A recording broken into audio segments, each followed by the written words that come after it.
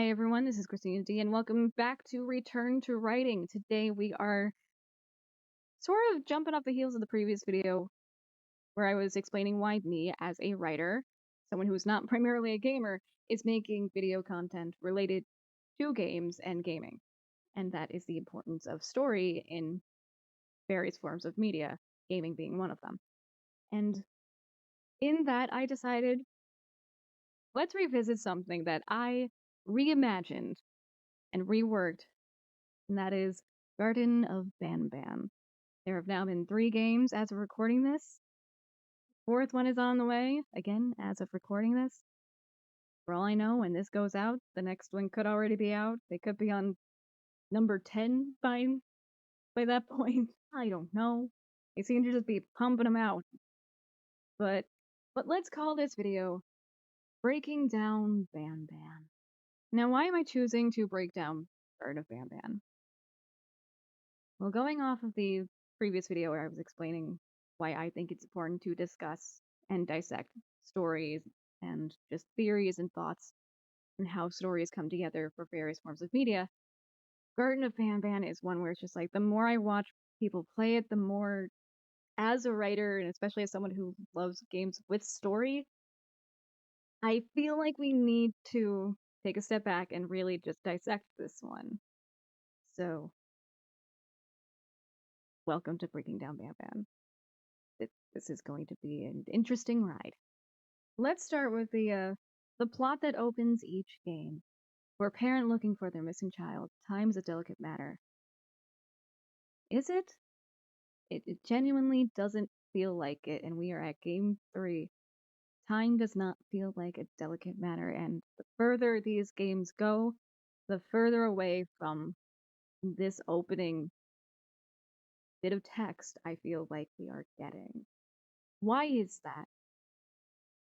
I don't know, but I feel like it has something to do with more of the focus on the direction they wanted to go, decided to go, and seem to be putting more focus on rather than remembering where each game starts. And that would be the Shady Experiment plot, which, I mean, to each their own. It's their game. If they want to focus on the Shady Experiments, good for them. But I feel like it's disconnected itself from what it was supposed to be and what it was trying to be. And it really doesn't feel like it has any connection to that at all. And it's to the point where now it just feels like it's genuinely there as a reminder. It's genuinely just starting each game to be like, oh, hey, yeah, this is why we're still in this facility. This is why we are still here. Why is it important to say this and dissect this? Because it shouldn't feel like any form of plot should be taking a back seat when it's supposed to be the focus of the story. Plot that typically opens games is usually what should be driving a story. This isn't driving a story, it's just serving as a reminder at this point, as I keep saying and I will keep reiterating, because that is genuinely how it feels, and it shouldn't be how it feels. But we're at the point where that is how it feels, and I don't know how I feel about it. Because, I mean, even in my reimagining, it is possible to make a story that uses that opening plot and follows it and uses that to drive the overall story. So it doesn't just serve as a reason for the player to still be in the facility. It is literally the driving force of the story. And aside from a few pieces of paper here and there and one video in Garten of Banban 3 that could be of our character's child, I don't know. It genuinely feels like it has no connection. It feels like it never had a connection, and it's just like, oh yeah, this is why it's set in the kindergarten. That's it. We wanted to say our Shady Experiment story. We wanted to tell that story, and just to get it out there and make sure people pay attention to it, we are putting it under mascot horror. That is genuinely how it is starting to feel. And as much as I don't want to say that, it genuinely feels like that's the only thing I can say. And writing off of that to continue with the Shady Experiment story, if they wanted to follow that and make it work with what they open each game with, they could have easily just given us more of a reason as to why this this corporation or whatever was making these mascots, making these characters, these creations, these entities to begin with, because it still feels so confusing as to why Banban even exists, why any of these characters exist, or why they even wanted to make any of these when they could have just hired people. Because as confusing as it is to figure out that these characters are literally tied to living, breathing people, if the living, breathing people these experiments are getting their essence from exist, why not just have them be staff at the kindergarten? Why not just stick with that? Why why are the experiments even necessary? Like it doesn't matter how many just like files and sheets of paper we keep coming across in the games. None of it seems to be adding up to a good reason as to why these experiments exist. And it genuinely makes no sense. Like, why are they making them for kids of all things? Why are they making them to work with kids? When again, if they are connected to living, breathing people and getting their like essence from them, their DNA from them to an extent, why not just have these people work with the kids? It it genuinely just seems pointless and disconnected. And speaking of the characters, that's another issue I have with these games. There are too many. One thing I mentioned in my reimagine and even just in just like post over on Tumblr, which is NanoFicto92, by the way, if you want to follow me over there. But even from game one, we should have been introduced to all of the characters that were on the wall in that game. If it is named after Banban, we should have met Banban in that game. You can keep bringing him back in the other games, but the other characters should have been like mini bosses leading up to Banban. Like maybe Banban was guarding the kids, maybe he took them for whatever reason. But it should have been that we are introduced to these characters in that game. So then we don't have the issue where it's just like, okay, we don't see Banban at all, aside from the pictures in game one. We only meet Opila and Jumbo Josh.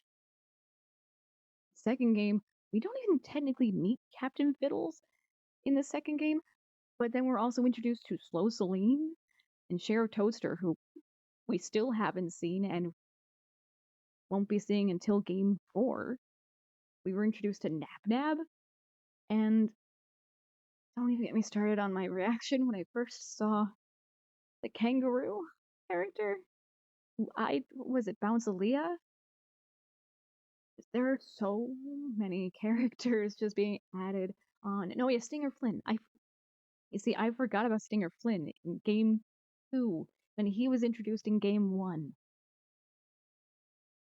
And we don't meet him till game 3. And despite that, we are still being given more characters with Nabnalina, Queen Bouncelia, what were there? The turtle and Kamataki and Tamataki. And the only reason I know that is because I managed to luck out and see one playthrough where someone didn't skip the room that had their names on the wall. Every other playthrough, people completely just skip it. They either don't know the room is there or they just literally skip the room or don't look at the wall. So when we are introduced to Tamataki and Kamataki, you're just like, what in the actual world is that? There are too many characters, and even then, in one of the rooms that is was that a room that was a puzzle room? Was that I'm trying to remember. Was it the room where you needed the QR codes to get to that had the piece of paper that showed the giant thing from the the giant thing from the abyss. Forgot about that. And then a weird like split color character with no name. There are too many to follow. For each game, you should stick with a certain group, focus on that group, Make it clear that that is the group you're following for each game. You could still have Bam Bam be like the Atlas type character that he is basically becoming, because I still think they have a very BioShock inspired theme going, sort of, and you can tell in some of the trailers with the music choice. But when there are so many characters that people are genuinely just being like, who is this? What is this? That's not good. People shouldn't be saying there are too many. People shouldn't be confused as to what a character is or a creature is or why it's there or where it came from. We should be just dealing with a small group at a time that are introduced in their game and that we interact with in their game and in their story. And before anyone says I forgot Bambolina, I remembered after recording that last bit because I'm recording this in chunks. So, yeah, sorry if I forgot Bambolina. And let's talk about something that really just made me want to make this video, and that is the third game. Because I genuinely can't sit through it. I can't sit through watching Let's Plays of it. It genuinely just drags. The pacing is, I mean, it's there, but it's slow. It feels dragged out. I don't know if that was intentional, but it feels like it takes forever to get through, especially some of the monologues. Like, I zone out during Stinger Flynn's monologues. I genuinely do. Like, I get it, he's supposed to be a big character, so probably just one of those big characters. They talk slow because they're big, like these ginormous characters, just to sort of emphasize that he's like giant. So he's got a booming, slow voice. But it just feels like he's giving exposition that says nothing. And it's so hard to follow, and it's so hard to just even keep watching any of these Let's Plays. Like, is Game 3 more so his story, or is it him trying to lead the story? Is he trying to take Bam Bam's place in the story, or is he behind it? I don't know, because I genuinely couldn't sit through it. I genuinely couldn't pay attention to the dialogue. One thing I've learned through my experience writing multiple stories and even just the book I am working on at the moment. Yeah, this thing. One thing that is very hard to get a hold of and get a hang of is exposition. How do you get plot out? If there's one thing that you need to learn very early on, it's not through long monologues. It's not through giving one character long, droning monologues, especially characters that talk very slow. Because if it's a visual medium, use the visuals. Make the story a part of the experience, whether it's a movie, show, a game. It doesn't matter which of those this story is being told through. If it's a visual medium, take advantage of the visual aspect. And I don't mean literal writing on the wall like the games do. Make things intuitive, make things feel like they belong in the world, make them feel like it's a part of this world. It's just hard to follow when you just mentally check out halfway through what someone is saying because they are literally droning on and giving us exposition instead of letting us learn more about this through the gameplay or through whatever we're watching or experiencing. With the third game, the only thing I really gleaned from it was that we're just going deeper into the facility. That's it. That's really all I gleaned from it. I don't feel like I learned anything new. I don't feel like I learned anything to add on to our story as the player and to where our character's child is. It it just feels like filler. The game itself and the story feels like filler. Like, I still don't really know if the bits where we play as Stinger Flynn are supposed to be flashbacks because they still have that weird like distortion that you get in, I guess, their hallucinations or a dream sequence.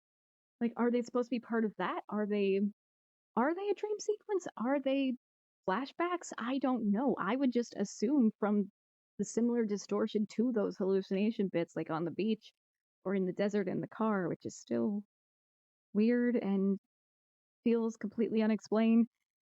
I feel like just like instinct tells me from this similar distortion that it's just a hallucination, but then we're shooting bubbles, and then somehow we end up in Toadster's area, which feels kind of like a rehash of the previous games. It feels like a lot of, I hate to say nothing, but it feels like a lot of nothing. Like I don't feel like there's really any story there other than, oh yeah, no, I think Stinger Flynn got rid of Banban. I think he's taking over his spot in the game. I don't know. Like I genuinely felt so just lost. It's probably the most confusing of the games. If anything, out of the three so far, I would say the second one is the best. And that's only because there was so much to work with, but also more to piece together. The third game really is what made me think we need to talk. We need to dissect this. We need to really be like, what is the story here? Because it feels jumbled, it feels disconnected from itself, and it feels like it kind of got lost along the way. So, how exactly do we fix this? I mean, we know they already have Game 4 planned as of recording this, and that is currently in the works and coming out soon. Again, it's their game. They can focus on the shady experiment story all they want. There's nothing against that. You do you. But if I were to try and course correct this, I would say really take it back a notch, bring it down to a core group of characters, really make it feel like there are kids still there, or at least there were kids to some extent other than just the occasional child's drawing. And really just explain why these characters exist, why these experiments exist, because it really does feel, I don't want to say unnecessary, but it feels like the experiment story does kind of feel unnecessary because it is so disconnected from like the whole kindergarten itself. I mean, the kindergarten in general doesn't even feel like a kindergarten at all to any extent. Like the whole point of mascot horror is to play on something nostalgic, to play on something that is seemingly innocent, that or that is typically seen as innocent and something otherwise nostalgic and friendly. This just feels, it's giving me Spy Kids vibes, but if they just nixed the spy bits of it and focused on Floop and the whole like thumbs and turning people into these weird characters, it genuinely feels disconnected from its own plot. And something else to really help course correct it would be to focus on the bit of the opening that every game seems to just be bring even further from, and that's the bit about time being a delicate matter. Nothing about how the gameplay goes and nothing about how the story itself has been going makes me feel like there is any urgency. It doesn't make me feel like these kids that our character is supposedly looking for is in any sort of danger. Nothing about it feels like time is a delicate matter. If you're going to have that as part of just the opening plot, even make that a part of the story and the gameplay. Because again, this is a visual medium. Use it to your advantage. It's all about the pacing. It's all about how you use it to drive the story and to really build this world and this environment. When it's become so disconnected that you genuinely A, forget that your character has a kid. B, do we know the kid's name, by the way? Because I know about Claire. I remember Claire. Does our kid have a name? Is Claire one of our kids? Is she a kid that our kid has a crush on? I if I have to be asking these questions, and I've seen a handful of Let's Plays, like I've gone down the rabbit hole of watching these Let's Plays. If I've seen all of that and still have to ask that, something needs to be reworked. So if this video does anything, I hope this really does kind of emphasize what I said in my previous video about why I, as a writer, am making videos like this, talking about games and other media. And that's the importance of story and how it's executed and the choices made within these different mediums to tell the story. Because if it's not done even remotely coherently, it can make things sort of muddy together. It can make things difficult to follow. It can make people just tune out. And it can really just change the course of the story of whatever the media is, whether it be a game, a movie, a show, even a comic. It can really change it for the worse.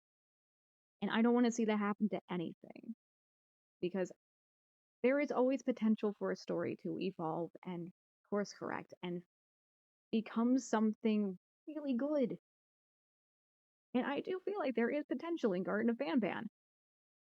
But unless there is some sort of course correction in the next game or so, people are going to start losing interest. There's going to be too many characters to follow, and I don't even know what the plot is anymore, other than we are just in this building because of a kid that we don't even know if they're still around because time supposedly is a delicate matter when it doesn't feel like it at all. Because when it comes to a game where that is a part of the opening plot, we are given long, drawn out monologues. We are given sort of fetch quests in a sense. If you go back to game two, we're given slowly, like, put together and interacted with puzzles that feel like they can take forever, especially if you're red green colorblind.